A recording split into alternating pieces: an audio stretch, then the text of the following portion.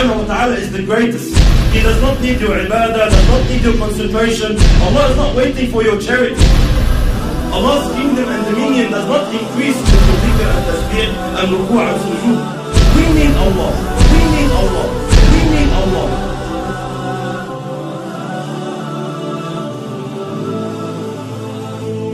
The issue of salat, the problem that we are facing with salat is that salat has to do with spirituality. It has to do with feelings that come through your heart and thoughts that come through your mind. A successful Muslim, like Allah subhanahu wa ta'ala says, قَدْ أَفْلَحَ الْمُؤْمِنُونَ الَّذِينَ هُمْ فِي صَلَاتِهِمْ خَاشِعُونَ. Verily the believers are successful, they are the ones who have khushu' in the salat. They pray properly, they stand before Allah subhanahu wa ta'ala properly. A crucial step, a crucial cornerstone in achieving this target is to know who you're standing in front of. Who are you speaking to? Which words are you reading? These feelings, this set of feelings, they have to come through your heart, and the more they take you on, the more they are in your heart, the better your salat is. And the weaker these thoughts and feelings come to your heart, the weaker your prayer is. Most of us, my brothers and sisters, when we stand in our salat, we are daydreaming. That's the honest truth. 90% of us, we're daydreaming in our salat. We're not even thinking of what we are supposed to think about. The thought of thinking of something doesn't exist. Why? Because the intention is not there, the strength is not there, the understanding is not there. This is why briefly, inshallah, what feelings, what emotions must come through our hearts standing before Allah subhanahu wa ta'ala? How can we assist? How can we basically amplify these feelings? Number one, knowing who Allah subhanahu wa ta'ala is. Who am I talking to? Who am I standing in front of? Allah subhanahu wa ta'ala, my brothers and sisters, does not need us. Allah subhanahu wa ta'ala is the greatest. He does not need your ibadah, does not need your concentration. Allah is not waiting for your charity. Allah's kingdom and dominion does not increase with your dhikr and tasbih and ruku' and sujood. We need Allah. We should be honored. Every single one of us, the second you make takbir, the second you say Allahu Akbar, should be honored. That Allah subhanahu wa ta'ala has allowed you a window of opportunity to speak to Him, to stand before Him. This is why the ulama say, whoever wants to talk to Allah, he should pray. You want to talk to Allah, start praying. When you're praying, you are directly, with no barriers, with no intermediaries, with no interpreters, you are speaking to your Lord, your Creator. This is why very, very important that we realize who we're talking to, my brothers. It's a small brief hadith. You know, Allahu Akbar, the understanding we should have who Allah subhanahu wa ta'ala is.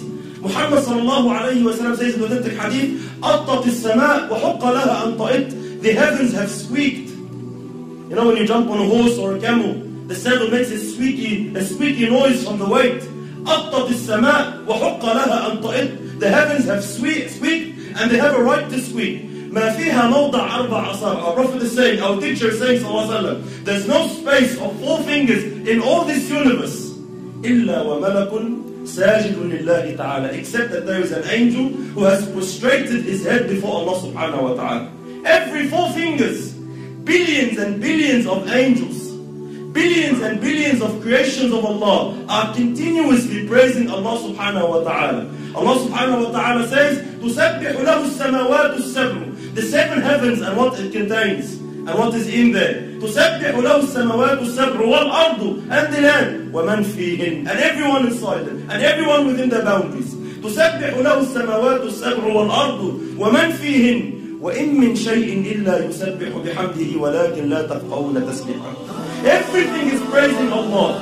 Rock, land, tree, whatever it is praising Allah, glorifying Allah. وَلَكِنْ لَا تَفْقَهُونَ تَسْبِيحَهُ إِنَّهُ كَانَ حَلِيمًا غَفُورًا. But you don't understand, you don't comprehend the praise, you can't hear the praise. But everything is praising Allah. Allah is not in need of you. Allah is not in need of you standing, feeling obliged like most of us. Why do we pray? Majority of us, my brothers, we pray to offload the obligation. Alhamdulillah, I finished my salat. If you come and stand before Allah with this intention, are you unaware that Allah subhanahu wa ta'ala knows exactly what is going through your heart at that stage? When you come and say, I just want to get dhuhr over and done with. These feelings that come to us, we don't say them in public. No one comes and says, Allah, خلصنا بقى, let's pray. No one says that. No one says to his man, Allah, get over and done with, خلص الدور. We say, let's go pray over in my heart. Allah, please, let's go over and done with. This feeling that I'm praying just to offload the burden of salat is not the right feeling you should have. You should be honored, my brothers and sisters, wallahi, in issues of dunya. When we deal in our dunya here, with human beings like us, wallahi, subhanallah, if you stand in front of someone you're afraid of, like a judge in court, or a bully of some sort in Auburn, or a president, a prime minister, an ASIO agent, wherever you stand in front of, what happens to you naturally, without no motivation, without no one to have to give you a 7-step course on how to fear him? Naturally speaking, subhanallah, your heart starts pounding. You feel something. When you stand in front of the judge and he's about to announce the decision whether you'll got 15 years in jail or not, your heart starts pounding naturally. No one needs to give you a course. Why? Because we are aware who this person is. I know who he is. I know what authority he has. I know what he can do. I know what he can decide now. He can wreck my life. And because I know this, naturally the feeling, the emotion comes naturally. The problem is when we deal with Allah, these feelings do not exist. You stand before Allah and you're daydreaming. We all know Allah knows what's in your heart. يَعْلَمُ السِّرَّ وَأَخْفَى. But it does not move anything in you. Every blue moon, every now and then, maybe in Ramadan when you're feeling down, something that, you're going through trouble with your family, you want to get married, you get some emotion. Other than that, our salat is just far off where it should be. Why? We are unaware who you are standing in front of. The understanding that Allah now subhanahu wa ta'ala has allowed you to speak to Him. Wallahi, my brothers and sisters, wallahi, we see Muslims in this dunya, they get to meet a sinner. Let's say an actor or an actress or a pop star of some sort. And they are so overwhelmed by the fact that they had an opportunity to get his signature or her signature. They're just so overwhelmed. They would say, they'll be speechless. I'm actually standing in front of you, I can't believe it.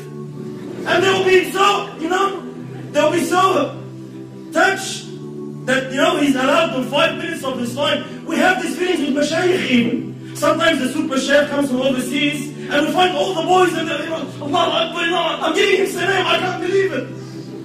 Subhanallah, every time I see such a situation, it always reminds me of Allah. Subhanallah, who is this person? Regardless, more ranks preserved. Who is this person?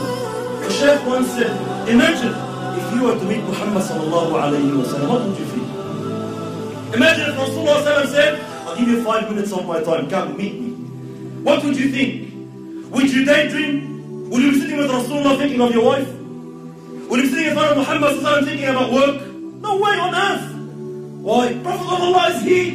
You'll be taken. You'll be absorbed in the discussion. But subhanallah, we stand before Allah every day 5 times daydreaming. Why? We are unaware who Allah subhanahu wa ta'ala is. And how patient is Allah?